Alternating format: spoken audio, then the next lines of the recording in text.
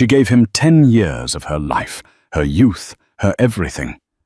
In return, he made her invisible, a ghost in her own home, while he flaunted his beautiful mistress Chloe in her face. He thought she was weak, plain, and utterly dependent. But he was wrong. After 5 years of silence, she walked back into his world, a goddess of success and beauty. He and his mistress looked right through her, dismissing the woman they had once broken. They didn't recognize the masterpiece born from their cruelty. Not until it was far, far too late. This is the story of Anna's revenge. The clinking of ice in Julian's whiskey glass was the only punctuation in the suffocating silence of their penthouse apartment. It was a sound Anna had come to associate with humiliation. It was the sound of another Tuesday night, another evening where her husband, Julian Croft, a man whose name was synonymous with tech money and ruthless ambition, treated her like a piece of furniture he'd forgotten he owned. Anna sat opposite him on a cream-colored sofa that had cost more than her parents' first car. She was reading a book, or pretending to. The words swam on the page, meaningless black squiggles against a white backdrop. Her focus was entirely on him, on the taut line of his jaw, as he scrolled through his phone, a faint, cruel smile playing on his lips. She knew who he was texting. Chloe Vance. The name was a bitter poison on her tongue, even when left unspoken. Chloe was everything Anna wasn't. She was vibrant with a laugh that commanded attention and a body honed by expensive trainers and a dietitian's strict regimen. She was a brand consultant, a vague, glamorous title that seemed to involve attending endless parties and being photographed on Julian's arm. Their affair wasn't a secret. It was a public spectacle. Julian had paraded Chloe at charity galas, at product launches, even at a family Christmas party, where Anna's own mother had to pretend not to see the proprietary hand Chloe placed on Julian's back. "Did you need something?" Julian's voice sliced through the quiet. He hadn't looked up from his phone. Anna's heart did its familiar, painful thud. It was the question of a man bothered by a persistent fly. She lowered her book. "I was just wondering if you'd thought any more about the fundraiser for the children's hospital. The one I'm helping to organize. We need to finalize the corporate sponsorship list by Friday." He finally lifted his eyes, and the look in them was one of pure, unadulterated boredom. It was a look that said, "You and your little hobbies. Send the list to my assistant Maria. She'll handle it." He dismissed her with a wave of his hand, his attention already back on the glowing screen. The faint smile returned. A new message from Chloe, no doubt. Anna felt a familiar wave of cold wash over her. It wasn't anger anymore. Anger had burned out long ago, leaving behind only the grey ash of resignation. She had been Anna Brown, a bright-eyed art history graduate with a passion for restoration when she met Julian. He had been charming, a whirlwind of confidence and power that had swept her off her feet. He'd loved her quiet nature, he'd said. It was a balm to his chaotic life. 10 years of marriage had revealed the truth. He didn't love her quiet nature. He loved her saunts. He loved that she didn't challenge him, that she managed his home with quiet efficiency, that she was a presentable, if unremarkable, backdrop to his dazzling life. She had faded bit by bit until she felt like a watercolor painting left out in the rain. Her clothes were tasteful but bland, chosen to not draw attention. Her hair was always in a neat, simple bun. She hadn't bought a new tube of lipstick in 3 years. What was the point? The only person she wanted to see her didn't look at her anyway. The true turning point had come 6 months prior. It was their 10th anniversary. Anna had spent weeks planning a surprise. She'd booked a private chef, filled the apartment with peonies, his favorite flower, and wore the blue dress he'd once said made her eyes look like the ocean. He came home late, smelling of expensive perfume. Chloe's signature scent, a cloying gardenia that made Anna's stomach turn. He didn't notice the flowers, the chef, or the dress. He walked straight to the bedroom, pulling off his tie. Big day. He'd grunted not as an apology, but as a statement of fact. I'm exhausted. Think I'll just turn in early. Julian, she had whispered, her voice trembling. It's our anniversary. He had paused, his back to her. She saw his shoulders rise and fall in a sigh of pure exasperation. Anna, for God's sake. It's just a day. We've been married for 10 years. What's the big deal? He'd turned then, and his eyes, cold and hard, had finally met hers. Don't be so needy. It's unbecoming. The word had struck her like a physical blow. Needy. Her who asked for nothing. Her who swallowed his blatant infidelity with a pained smile. Her who ran his life from the shadows so he could shine in the spotlight. That night, something inside her had fractured. The hope she'd clung to, the foolish belief that the old Julian was still in there somewhere, had finally died. Now watching him text his mistress in the home she had so carefully curated for them, the fracture became a clean break. She stood up. The movement was so sudden, it actually startled him. He looked up, a flicker of irritation in his eyes. What now? I'm going to my sister's for a few days, she said. Her voice was surprisingly steady. The decision once made felt less like a leap and more like a simple step onto solid ground. Julian shrugged his thumb, already swiping across the screen. Fine. The guest room sheets are clean. He assumed, as he always did, that her life, her plans, her entire existence revolved around his. He didn't ask why. He didn't care. Anna walked into their cavernous bedroom. The closet was the size of a small boutique. On one side hung Julian's bespoke suits and designer shirts. On the other, her own wardrobe of beige, grey, and navy. She packed a small suitcase, not with the muted colors of her current life, but with the few remnants of the woman she used to be. A pair of worn jeans, a soft paint-stained t-shirt, her old art supplies. She took her passport, her personal bank card with the meager savings she had squirreled away from the household budget, and the small, tarnished silver locket her grandmother had given her. As she walked past the living room, Julian was still on the sofa, bathed in the blue light of his phone. He didn't look up. He didn't say goodbye. She closed the heavy oak door of the penthouse behind her, the soft click echoing the final silent closing of a chapter of her life. The doorman, a kind man named George, tipped his hat. Have a good evening, Mrs. Croft. You too. George, she said, a real smile touching her lips for the first time in months. Outside, the city air was cool and crisp. Anna didn't go to her sister's.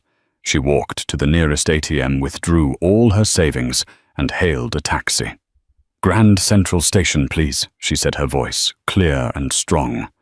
As the taxi pulled away from the curb, she took one last look at the glittering tower where she had lost herself. Julian wouldn't even notice she was gone. Not really. Not until his shirts weren't perfectly pressed or his favorite brand of coffee ran out. And by then she would be long gone. She wasn't Mrs. Croft anymore. She was just Anna. And for the first time in a decade, that felt like enough. The ghost was leaving the building, and she wasn't looking back. The first year was the hardest. Anna didn't vanish into a glamorous new life overnight. She fled to a place where Julian would never think to look for her, a small, gritty city in the Rust Belt, a place of brick warehouses and forgotten factories.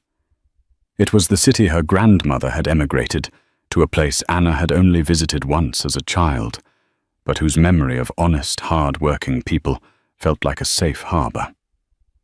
She rented a tiny third-floor walk-up apartment that smelled of dust and old wood.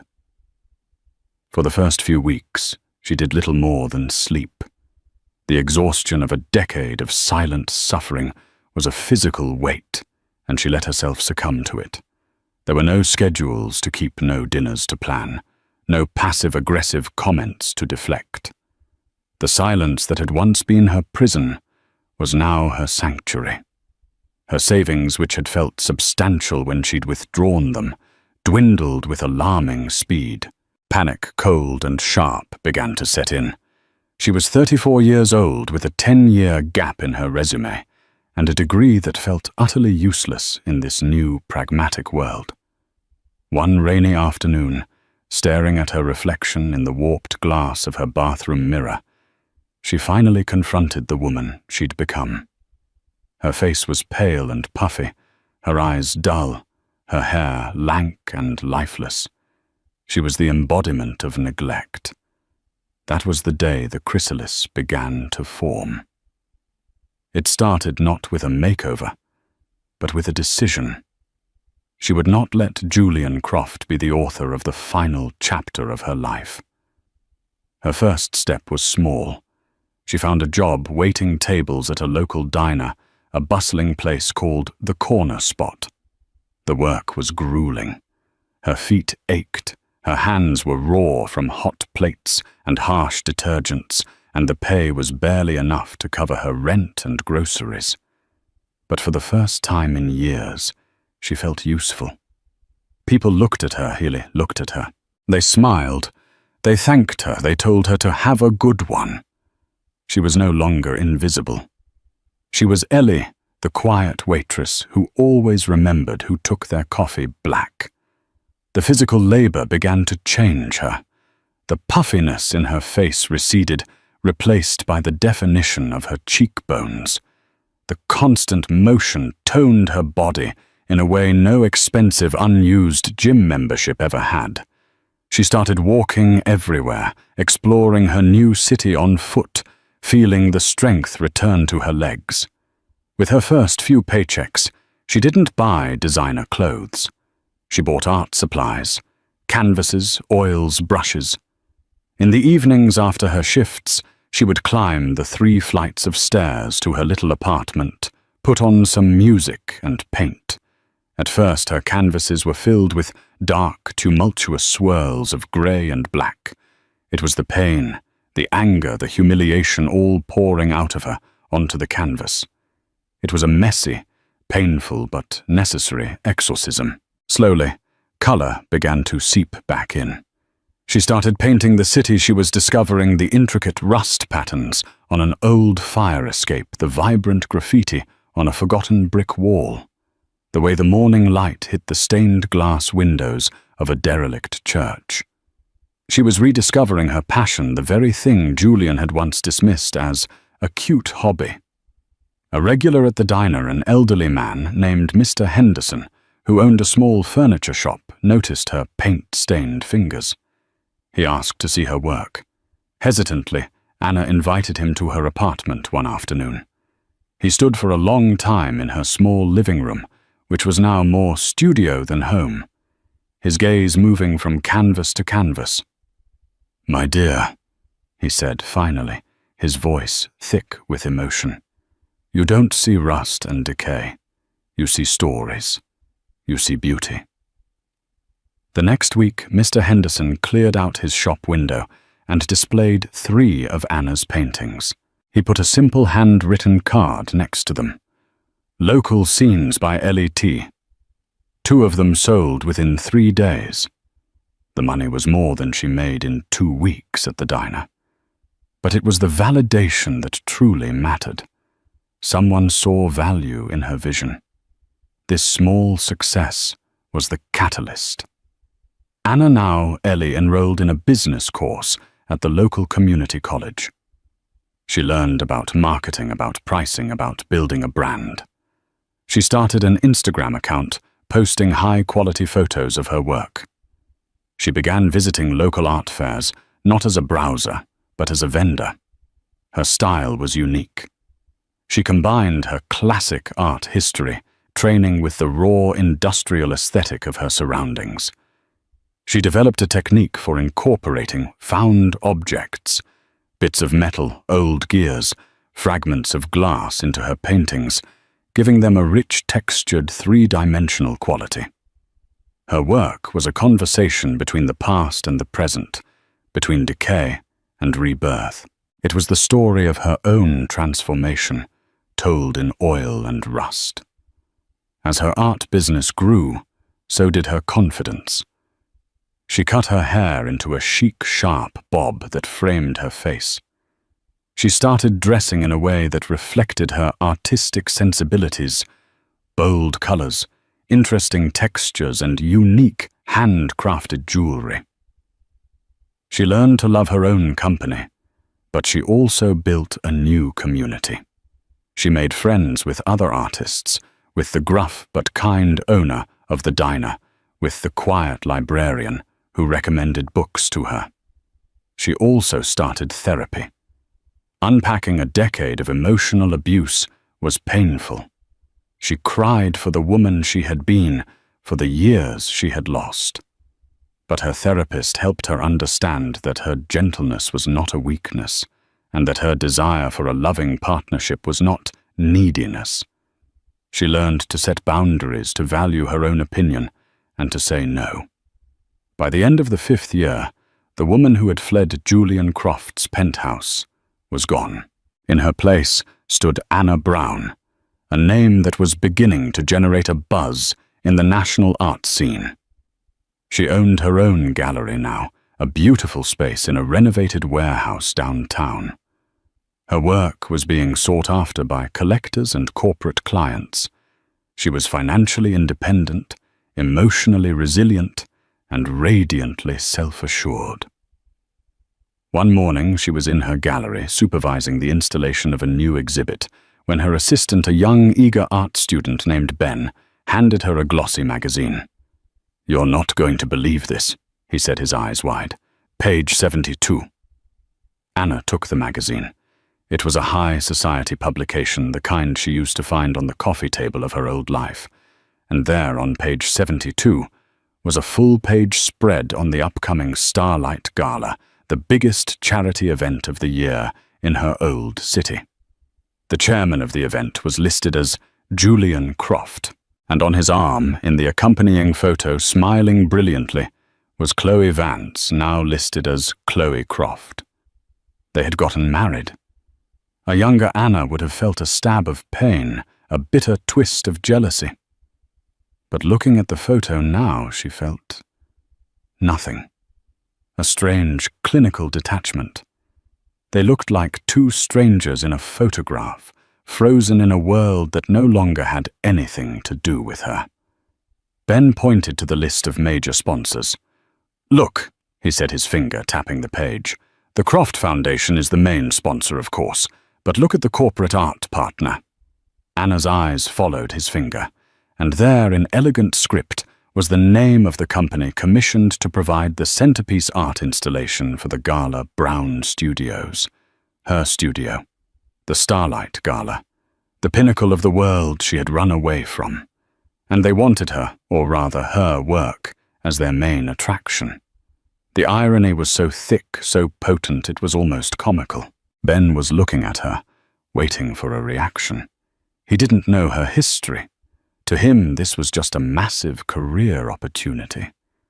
A slow smile spread across Anna's face. It was a real smile, confident and genuine. The chrysalis hadn't just broken. It had shattered, revealing something stronger and more beautiful than she could ever have imagined. "Ben," she said, her voice calm and clear, "call them. Tell them we accept. And book me a ticket. It's time I went back for a visit." The ballroom of the Astoria Hotel was a galaxy of manufactured stars. Crystals dripped from the chandeliers like frozen rain, casting fractured light onto a sea of couture gowns and bespoke tuxedos. The air hummed with the curated buzz of old money, and new, a symphony of champagne flutes, discreet laughter, and the relentless networking of the city's elite. This was the Starlight Gala, Julian Croft's annual monument to his own philanthropy and power. At the center of the room, cordoned off by velvet ropes, stood the artistic centerpiece of the evening. It was a sculpture, but that word felt too small, too static. It was an installation, a living piece of art titled Echoes of Rebirth. 3 massive translucent panels, each over 10 feet high, were arranged in a gentle curve. Embedded within the polished resin were the ghosts of industrial decay-rusted gears that seemed to float in mid-air, delicate lattices of oxidized copper and fragments of iridescent shattered glass. Yet woven through this metallic skeleton were veins of pure, brilliant color, streaks of sapphire blue, emerald green, and a fiery, defiant crimson. Hidden lights pulsed from within, causing the colors to shift and shimmer, making the rusted metal seem to breathe. It was breathtaking, a powerful statement on the beauty that could be forged from ruin. The artist, the program noted, was a rising star named Anna Brown, a name that meant nothing to Julian Croft. He'd barely glanced at the proposal delegating the artsy stuff to the event committee. His focus was on the real prize, the multi-million-dollar donations he would extract from the city's wealthiest patrons before the night was over. He stood near the entrance, a king surveying his court. At his side, Chloe Croft shimmered in a silver dress that clung to her like a second skin. Her blonde hair was swept up in an intricate style that must have taken hours, and the diamond necklace at her throat, Julian's latest I love you, was blinding. She was the perfect accessory, the beautiful, polished wife of a millionaire. "Darling, you've outdone yourself," she murmured, squeezing his arm. "Everyone is here." "Of course they are," Julian said, his eyes scanning the crowd, calculating net worths. "It's the only ticket that matters." He was in his element, powerful, admired, and in control. The ghost of his first wife, the plain, mousy woman, whose name he hadn't uttered in 5 years, was a distant, faded memory. He'd heard she'd moved somewhere dreary and insignificant. He'd paid her out a paltry sum mandated by their prenup and had his lawyers handle the divorce. It was a clean, efficient amputation of a part of his life that no longer served him. It was then that she walked in. He didn't notice her at first. His attention was snagged by the collective ripple that went through the room, the subtle turning of heads, the sudden pause in conversations. It was the kind of entrance that usually heralded the arrival of a movie star or a foreign royal. His eyes followed the crowd's gaze toward the grand archway. The woman standing there was not a movie star. He would have known her. This woman was different. She wore a simple floor-length gown of deep emerald green silk. It was a bold, striking color, yet the cut was exquisitely understated. It didn't cling or sparkle. It flowed. Her hair was a sharp, dark bob that gleamed under the chandeliers, framing a face that was both elegant and arresting. High cheekbones, a strong jawline, and eyes that seemed to hold a quiet, knowing power. A single magnificent piece of jewelry, a handcrafted silver pendant, reminiscent of the sculpture in the center of the room, rested against her collarbone. She wasn't conventionally beautiful like Chloe. She was something more compelling. She was art. "Who is that?" Chloe whispered, a rare note of insecurity in her voice. She felt a primal feminine threat. This woman wasn't playing the same game as her. She was operating on a different plane entirely. Julian grunted, his eyes narrowed. I don't know. Probably some artist. The one who did the sculpture, I imagine. He dismissed her with the same casual arrogance he applied to anyone he deemed unimportant. She was staff, essentially. The woman began to move through the room. She didn't work the crowd or seek anyone out. She simply walked, her posture perfect, her gaze forward, a small, serene smile on her lips. People parted for her, their eyes following her. She was heading toward the sculpture. Her path would take her directly past Julian and Chloe. As she drew closer, Julian got a better look at her face. There was something, a flicker of something familiar in the curve of her smile, in the shape of her eyes.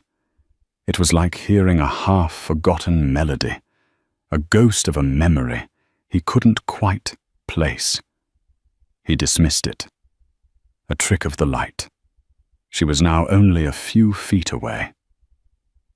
The event photographer, sensing a moment, raised his camera. The chairman of the gala and his beautiful wife and the mysterious artist. A perfect shot. Chloe, ever conscious of appearances, pasted on a brilliant smile. Julian adopted a look of magnanimous patronage. This woman was, after all, contributing to his event. The artist, Anna Brown, paused as she reached them. Her gaze, cool and impersonal, swept over Chloe's glittering dress, then to Julian's perfectly tailored tuxedo. For a fraction of a second, her eyes met Julian's, and in that moment, he felt nothing. No recognition, no spark of memory. He was looking at a complete stranger, a slightly interesting but ultimately irrelevant stranger. A wonderful piece, Julian said, his voice booming with false sincerity. He gestured vaguely toward the sculpture. A real conversation starter. Well done. It was the kind of praise one gives to a caterer for a well-arranged canapé.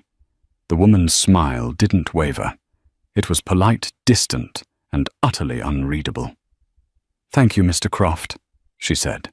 Her voice was low and smooth, with a timbre that was somehow both gentle and unbreakable. I'm so glad it meets with your approval. She then turned her gaze to Chloe. Mrs. Croft, she said with a slight, almost imperceptible nod. That's a lovely necklace. Chloe preened, touching the diamonds at her throat. Thank you. Julian has impeccable taste. The artist's smile widened slightly, a subtle shift at the corner of her lips that didn't quite reach her eyes. He certainly does, she agreed softly. And then she was gone. She simply continued her serene path toward her sculpture, leaving Julian and Chloe standing in her wake. The moment had passed. The photographer, disappointed, lowered his camera. Julian turned back to the crowd, already dismissing the brief interaction. But the ghost of a melody was still there, nagging at the edge of his consciousness. Brown. Anna Brown. The name was common enough. And the voice. He certainly does. There was an echo in it, a phantom resonance that he couldn't place. Chloe was chattering beside him about someone's dreadful choice of shoes, but Julian wasn't listening. He was watching the artist. She was being greeted by the director of the City Museum of Modern Art, a man who had snubbed Julian at a fundraiser just last month. They were shaking hands, the director's face lit with genuine admiration. Anna. The name echoed again, this time with more force. Anna. The fundraiser for the Children's Hospital. I'm helping to organize it. The quiet woman on the cream sofa, the simple bun, the beige cardigans, the wife he had erased. His blood ran cold. He looked back at the artist, who was now laughing at something the museum director had said. Her whole face was transformed by the laugh, vibrant and alive. He tried to superimpose the image of his mousy, timid first wife onto this radiant, confident woman. It was impossible. They were two different people. And yet, he saw it. A tiny, almost invisible scar just above her left eyebrow from a childhood fall she'd once told him about. The way she tilted her head when she was listening intently. The specific, unique shade of dark chocolate in her eyes, now sparkling with life under the chandeliers. The whiskey he'd had earlier curdled in his stomach. The air in the opulent ballroom suddenly felt thin, suffocating.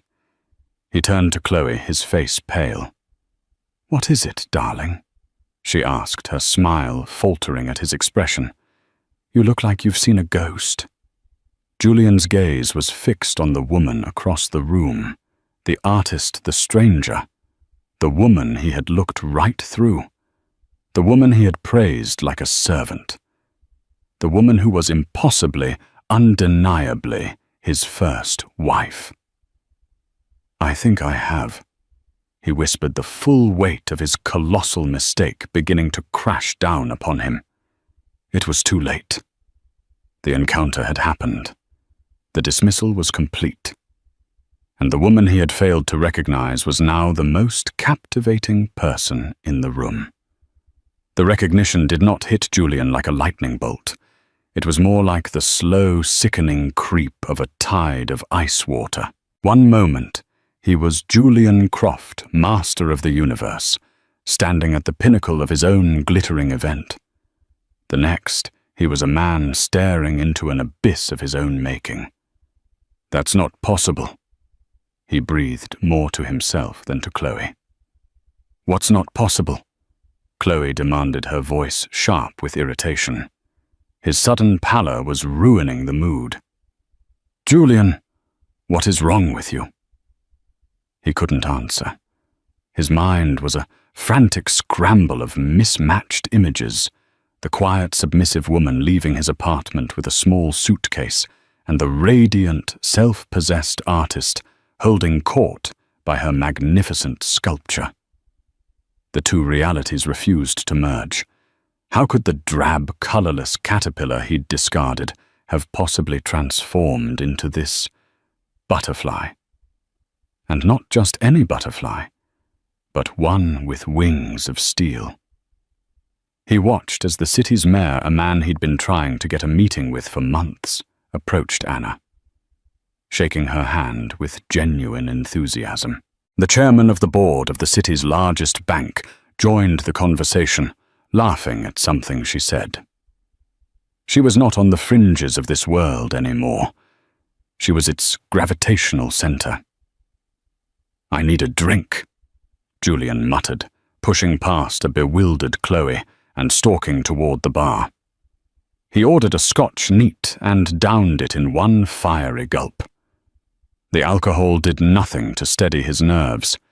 It only sharpened the edges of his panic. He had dismissed her. He had looked the woman who shared his bed for a decade in the eye and patronized her. A wonderful piece. Well done. The memory of his own pompous, condescending words made him sick. He hadn't just failed to recognize her. He had insulted her on the grandest possible stage in front of everyone who mattered. Meanwhile, Chloe's finely tuned social radar was blaring alarms. She had seen the look on Julian's face. This wasn't about a bad business deal or a market fluctuation. This was personal. Her eyes darted back to the artist Anna Brown. Who was she? The name was vaguely familiar, but she couldn't place it. Chloe's world was curated to exclude anything or anyone that didn't directly benefit her, and a mousy first wife was definitely not on the list. She intercepted one of the junior members of the gala committee, a young woman named Tiffany. "That artist," Chloe said, feigning casual interest. "Anna Brown. What's her story?" Tiffany's eyes lit up. "Oh, she's amazing. A total genius. Came out of nowhere a few years ago. Her Gallery Brown Studios is one of the hottest in the country. They say she turned down a commission from a sheikh in Dubai to do this piece for us. Can you believe it? We're so lucky to have her." Tiffany leaned in conspiratorially. "And between us, Mr. Croft got her for a steal. Her usual fee for a work this size is nearly double what the committee approved." Chloe's painted smile felt brittle enough to crack. Not only was this woman a success, but she was a bargain Julian had stumbled into. The thought was galling. She thanked Tiffany and glided back to Julian's side at the bar. "So the artist is apparently a big deal," she said, trying to sound nonchalant. "Funny I don't remember you ever mentioning her." Julian's knuckles were white as he gripped his empty glass. "Her name..." It didn't register. The committee handled it. "The committee," Chloe's voice was laced with disbelief. "Julian, you approve every line item on the budget. You knew exactly who you were hiring." She paused, a dreadful suspicion dawning. She remembered snippets of conversations from years ago, Julian complaining about his divorce. A name. A quiet, artsy woman. Anna. Her blood ran cold. "Oh my God," she whispered, her eyes wide with horror as she looked from Julian's ashen face to the woman across the room. "That's her. That's your first wife." The question hung in the air between them, ugly and undeniable. It wasn't just that Julian had failed to recognize his ex-wife. It was that the woman he had replaced her with, the woman who had helped him discard her, was so spectacularly outshone. Chloe, in her glittering, expensive gown, suddenly felt cheap. Her beauty was bought and paid for a curated accessory. Anna's radiance was earned a light that shone from within. The fallout began almost immediately, though subtly at first. The story of the brief, dismissive encounter began to circulate. It was too delicious to ignore. Julian Croft, the man who prided himself on knowing everyone and everything, had snubbed the Tsar of his own party. The initial whispers were of his arrogance. But then someone connected the dots.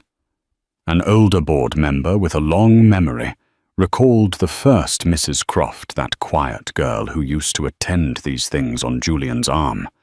The story mutated, becoming infinitely more scandalous. He hadn't just snubbed the artist. He had snubbed his own ex-wife, the woman he'd cast aside. And he hadn't even recognized her. The atmosphere in the room shifted.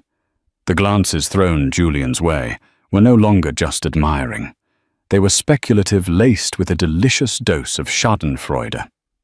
People looked from Julian and Chloe with their strained, frozen smiles to Anna, who seemed completely oblivious, calmly discussing her work with a circle of admirers. The contrast was devastating. He was the past, loud and brutish. She was the future, elegant and serene. Julian felt the shift in power like a change in atmospheric pressure. He tried to recover to work the room, but his swagger was gone. His jokes fell flat. His handshake felt less like a power move and more like a desperate plea. He saw people whispering behind their hands as he approached. He had become a caricature, a punchline at his own party. For Chloe, it was a waking nightmare. Her entire identity was built on being Mrs. Julian Croft, the glamorous, envied woman who had won. But tonight, she was a cosmic loser. She saw the pitying looks from the other women, the smug smirks. They were all thinking the same thing. He left his wife for you, and his wife came back a queen. Her diamond necklace suddenly felt like a heavy, vulgar chain. The final crushing blow came during the live auction. The final item was a private commission from the artist herself, Anna Brown. When the auctioneer announced the lot, a wave of excited murmurs went through the crowd. The bidding was fierce, climbing rapidly into the 6 figures. Julian, in a desperate, misguided attempt to seize back control, to prove something, he wasn't even sure what, entered the bidding. 200,000! He boomed his voice a little too loud. A hush fell over the room.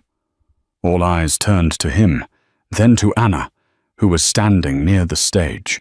She registered his bid with a flicker of an expression. Was it surprise? Amusement? It was impossible to tell. Her face was a mask of polite neutrality. Another bidder immediately countered. 225, 250. Julian shot back. His face flushed. Chloe grabbed his arm. "Julian, stop it," she hissed. "What are you doing?" He shook her off. This was about more than a painting. This was about reclaiming his narrative. He would own a piece of her success. He would force her to deal with him. The price climbed. 300,000. 350. Julian was bidding against a rival tech billionaire, a man he despised. It became a testosterone-fueled war of egos played out in front of the city's elite. $500,000, Julian yelled, his voice cracking slightly. The room gasped. The auctioneer looked to Anna. She gave a tiny, almost imperceptible shake of her head. Then she stepped forward and took the microphone. "Thank you all for your incredible generosity," she said, her calm voice carrying through the silent ballroom. "And thank you, Mr. Croft, for your very enthusiastic bidding." She paused, letting the words hang in the air. "However, I must respectfully withdraw this item from the auction." The crowd erupted in confused murmurs. Anna raised a hand for silence. "My studio has a policy." She continued, her gaze sweeping coolly over the stunned audience before landing for a brief, devastating moment on Julian. "We do not engage in private commissions solicited through public spectacle. My art is not a trophy to be won in a bidding war." She smiled, a serene, unshakable smile. "Instead, I will be donating a new original piece to the Children's Hospital directly. Thank you." She handed the microphone back to the stunned auctioneer, and with a final graceful nod to the crowd, she turned and walked off the stage. She didn't look at Julian again. She didn't have to. The humiliation was absolute. She hadn't just rejected his money. She had rejected his entire world, its values, its power games. She had exposed his desperate bid for what it was, a pathetic, vulgar display. In one quiet, elegant move, she had checkmated him completely. The fallout was no longer just whispers and gossip. It was a mushroom cloud, and Julian and Chloe were standing at ground zero. The days following the Starlight Gala were a masterclass in social and professional implosion for Julian and Chloe Croft. The story of the encounter became the city's favorite piece of gossip, retold with increasing embellishment at every charity luncheon and country club dinner. It had all the elements of a perfect scandal: arrogance, beauty, revenge, and a fall from grace. Julian wasn't just the man who didn't recognize his ex-wife. He was the fool who tried to buy her back in a public auction and was gently but firmly annihilated. The narrative had been seized from him, and he was now merely a character in Anna Brown's epic. His phone, usually an incessant source of validation, grew chillingly quiet. The first concrete sign of the shifting tides came 3 days after the gala. Julian was trying to close a major real estate deal, a partnership with a contemporary named Marcus Thorne. The final call should have been a formality. Instead, Marcus was evasive. "The board is getting cold feet." "Julian," Marcus said, his voice stripped of its usual camaraderie. "Cold feet, Marcus. The numbers are solid. This is a guaranteed win." There was a pause. It's not about the numbers anymore. It's about optics. The gala was all anyone was talking about at the club this weekend. My partners feel that your personal brand is a little volatile right now. My personal brand. Julian scoffed the words, tasting like poison. What does that have to do with a real estate venture? It has everything to do with it, Marcus said, his tone now sharp and final. We're pulling out. I'm sorry. The line went dead. Julian stared at his phone, a vein throbbing in his temple. He had been dismissed, weighed, measured, and found wanting. Soon after, the board members of his own charitable foundation called an emergency meeting to discuss the reputational damage. His power, which he'd always believed was forged in his own brilliance, was revealed to be a fragile construct held together by the perception of others. And that perception had been shattered. For Chloe, the reckoning was more personal and perhaps more cruel. Her world was built on social currency, and her stock had plummeted to zero. She forced herself to attend a luncheon for the ballet, determined to face down the whispers. It was a catastrophic miscalculation. She was seated not at the head table, but at a marginal one near the kitchens. Women who had once fawned over her now offered tight, pitying smiles. Genevieve Astor, a woman whose social position Chloe had always envied and sought to usurp, glided over to her table. Chloe, darling, Genevieve cooed, her eyes gleaming with malicious delight. I saw the pictures from the gala. Such a dramatic evening. And your husband's first wife. What a talent. It just goes to show you never know who has hidden depths. Every word was a perfectly aimed dart. Chloe was no longer the winner. She was the consolation prize, a footnote in the incredible story of Anna's rise. Their magnificent penthouse, once a symbol of their success, became a gilded cage. The silence that had once been Anna's torment now belonged to them. They circled each other in the vast, sterile rooms, the air thick with unspoken accusations. One evening, Julian slammed a copy of a lifestyle magazine onto the marble kitchen island. The cover story was a 10-page spread on Anna Brown titled The Phoenix of the Art World. It was filled with stunning photos of her work, her gallery, and of Anna herself looking serene and powerful. Look at this, he snarled, his voice echoing in the cavernous space. They're calling her a phoenix. What does that make me? The fire. Chloe, who had been nursing a glass of wine, looked up with dead eyes. It makes you the fool who let a phoenix fly away, so you could keep a parrot. The insult, so direct and vicious, hung between them. A parrot? Julian bellowed. I gave you everything. You were a glorified event planner before you met me. And you were married to a masterpiece you were too blind to see. She shrieked back, her voice cracking. You didn't just ruin yourself. Julian, you ruined me. Chloe blamed Julian for his staggering arrogance. Julian, in the dark, twisted logic of a narcissist, blamed Chloe for not being enough, for somehow allowing Anna to eclipse her so completely. 2 weeks after the gala, Julian finally cracked.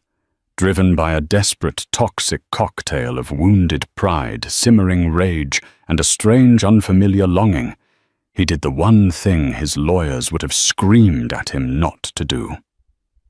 He went to Anna's gallery. Brown Studios was nothing like the stuffy, intimidating galleries of his world. It was a bright, airy space, with polished concrete floors and high ceilings flooded with natural light. The art on the walls was vibrant and alive. And at the back of the gallery, in a glass-walled office, sat Anna. She was not painting. She was on a conference call with a man on a large screen, and even from a distance, Julian could see the reverence in the man's expression. Anna was laughing a full, genuine laugh that echoed faintly in the gallery, looking relaxed, powerful, and utterly in control. She saw him approach through the glass. Her smile didn't falter. She calmly held up a finger, signaling him to wait. Finished her point to the man on screen and said, "Talk soon, Thomas." She clicked off the screen. Then she looked up at him, her expression placid, as if he were a mildly interesting stranger who had wandered in off the street. "Julian," she said. It wasn't a question. It was a simple statement of fact. Her voice was even betraying no emotion. "To what do I owe the pleasure?" He stood awkwardly in the doorway of her office, the power dynamic of their entire marriage inverted. Here he was, the supplicant. She was the one in charge. "Anna, we need to talk," he began, his voice raspy. "Do we?" she asked, leaning back in her chair.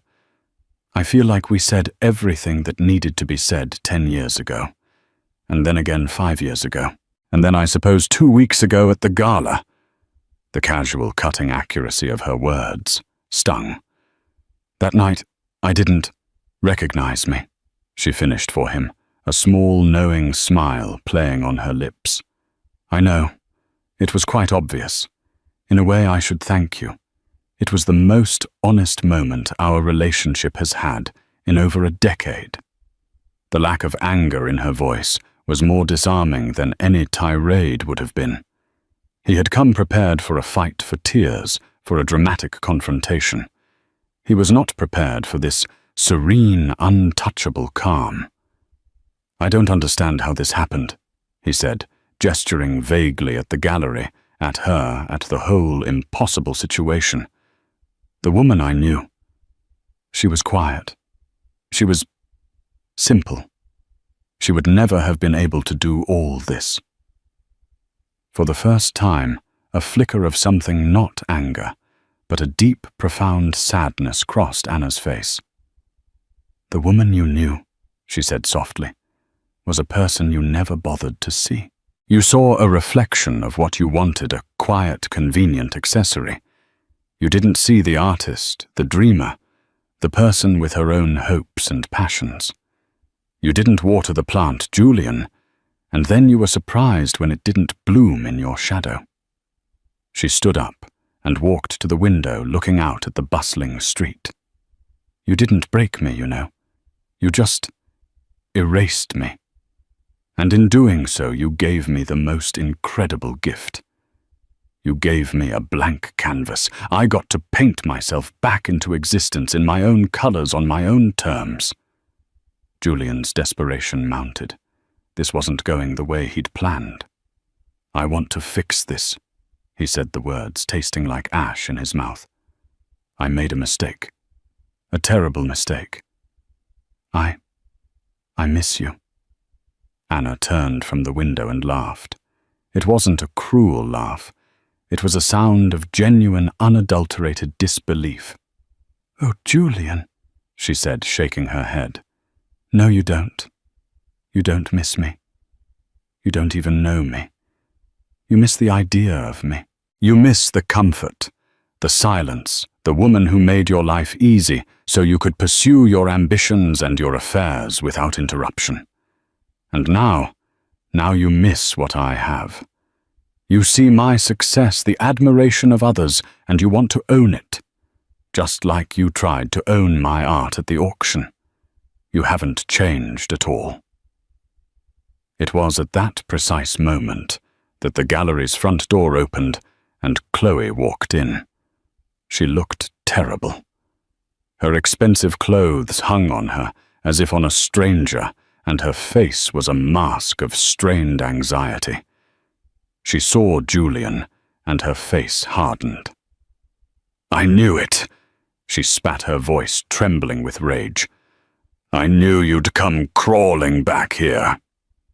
Anna looked from Julian's stunned face to Chloe's furious one. She sighed the sigh of a woman dealing with a tiresome, predictable drama. This, Anna said, gesturing between the two of them, has absolutely nothing to do with me. Not anymore. She walked to her desk, picked up her bag, and slung it over her shoulder. I have a lunch meeting at the Modern with the curator from the Tate. That was him on the call. She let that detail land a final, effortless confirmation of the world she now inhabited. Ben can help you if you're interested in purchasing a piece. She paused and looked directly at Chloe, her gaze not unkind, but piercingly clear. And for what it's worth, he's your problem now. You built your house on stolen land. You can't be surprised when it has a shaky foundation. She walked past them out of her office and toward the front of the gallery. She paused at the door and looked back at the two of them standing frozen amidst the beautiful art born from her pain. They looked small and ugly in the bright, clean space. "Goodbye, Julian," she said, and the finality in her voice was absolute. It was the closing of a book, the turning off of a light, the final quiet fall of a curtain.